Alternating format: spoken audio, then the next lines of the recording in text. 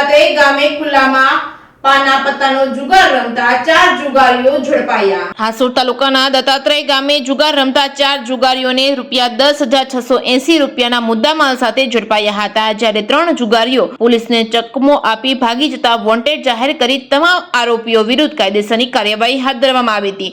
Police સૂત્રો પાસેથી પ્રાપ્ત માહિતી અનુસાર હાસોડ પોલીસે નાઇટ પેટ્રોલિંગ કરી રહી હતી તે દરમિયાન હાસોડ તાલુકાને મળેલ બાતમી આધારે તાલુકાના દત્તાત્રેય ગામે નવા ફળિયામાં મંદિરની બાજુ ખુલ્લી જગ્યામાં જોતા કેટલાય ઈસમો ગોળ કુંડાળું કરીને સ્ટ્રીટ લાઇટના અંજવાળામાં પાનના પત્તાનો જુગાર રમી રહ્યા હતા। પોલીસે 4 ઈસમો પ્રદીપ દિનેશ રાઠોડ રહે દત્તાત્રેય, કેયુર રમેશ પટેલ રહે છેલોદરા, ધર્મેશ હરસુખ રાઠોડ રહે દત્તાત્રેય, પરેશ કાળુ રાઠોડ રહે દત્તાત્રેય નાઓને ₹10,680 ના મુદ્દામાલ સાથે ઝડપી પાડ્યા હતા।